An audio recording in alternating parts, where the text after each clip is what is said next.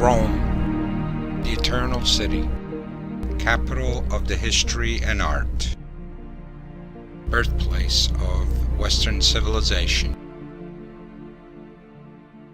In the center of the city is the Basilica of St. Peter, the true symbol of Christianity in every part of the globe. Close to the Basilica are the corridors of the Vatican Museum that attract 4 million visitors every year from all over the world.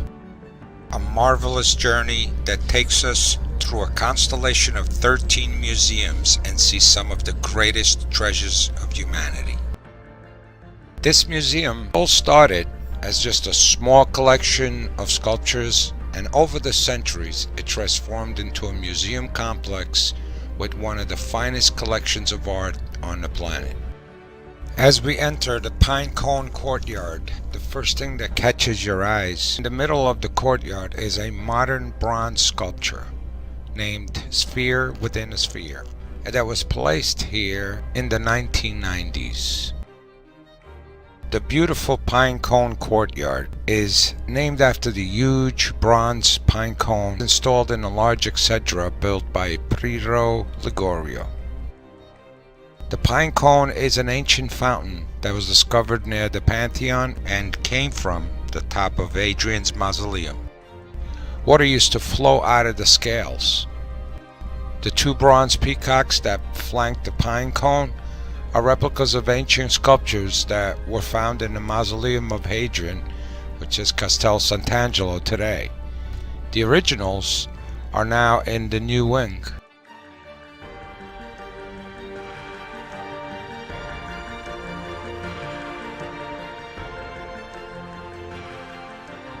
This collection goes back to 1480 with the discovery of the Roman statue Apollo.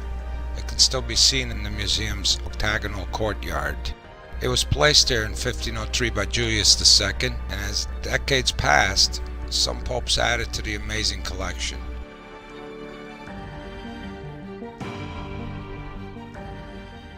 The god of the Tiber River.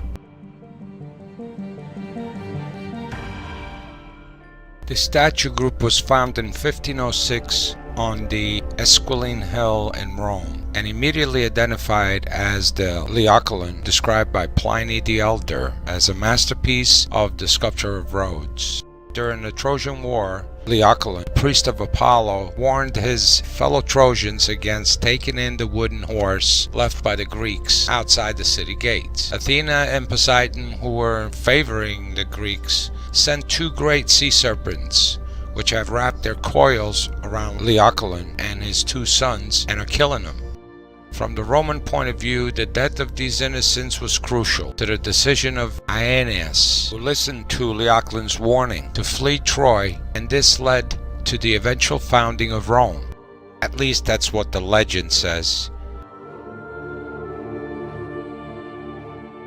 Entering the Hall of Animals.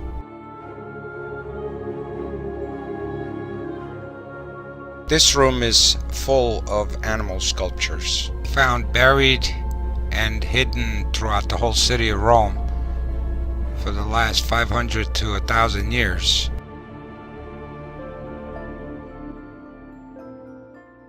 This is some amazing art.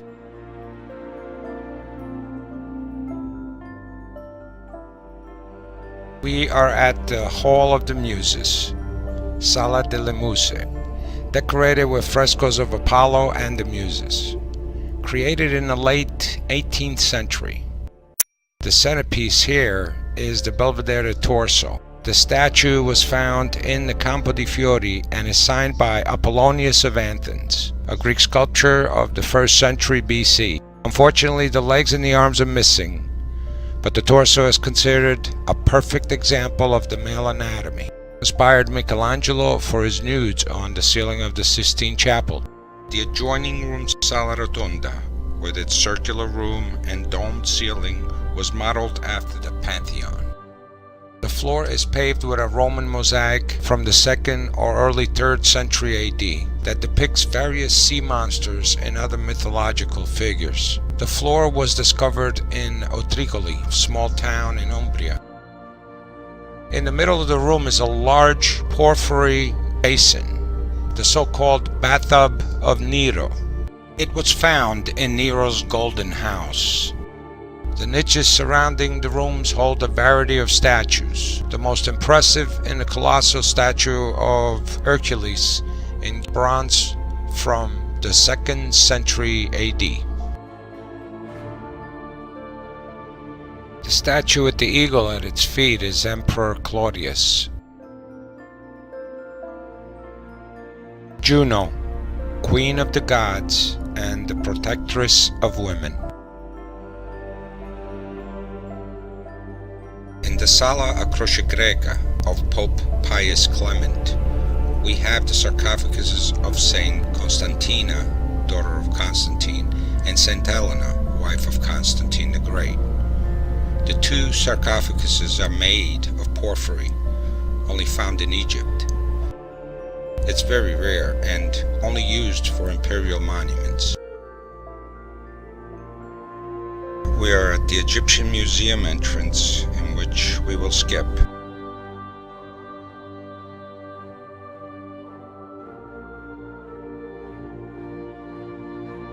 The Gallery of Tapestry.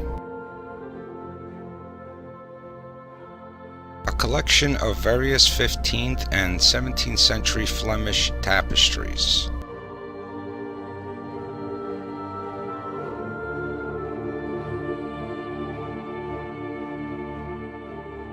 Notice while walking past the resurrection of Jesus, the eyes as well as the body turns towards you. The Ascension.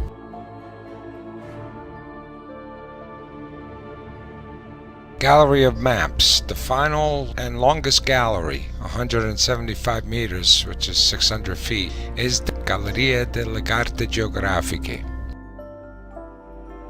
The walls of this gallery are decorated with large paintings of maps created by Antoni Danti between 1580 and 1583. The maps show Italian cities, islands in the Mediterranean Sea, and papal territories. The ceiling frescoes reflect events that took place at the places on the wall. Okay, we're going to a map area that we're familiar with and see what it looked like centuries ago. This is like ancient Google Earth. Frascati, good wine here. Monte San Giovanni, this is where I was born. Strangolagalli, my mother's birthplace and my sister. On the bottom left hill is Ruffinone, now called Frosinone, our province. On the top right is Lifola, today called Isola Liri, meaning Island of Liri. The Liri is the name of the river that surrounds the town. You got to see the great waterfall there as well. Top left at the fork of the river is Casamari, birthplace of Caius Marius, who reformed the Roman army. Also very famous place for its abbey. This is the area we came from, La Bella Ciociaria.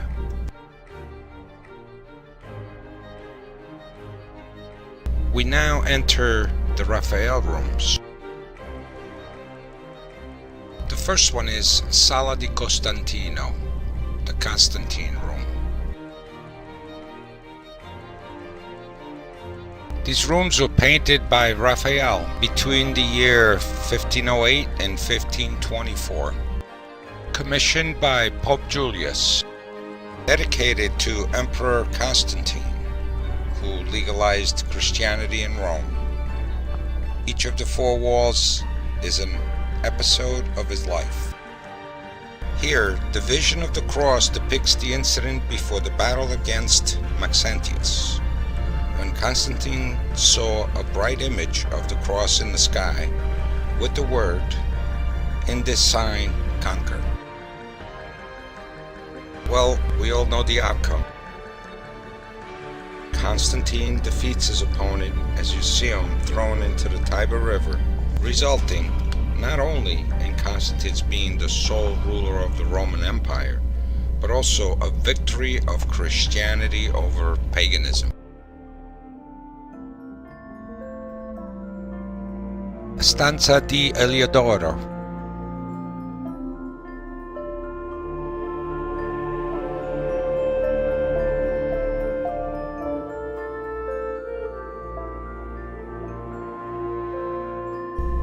St. Peter in chains, being freed by the angel. The room of the Segnatura. And there's Dante from La Divina Commedia.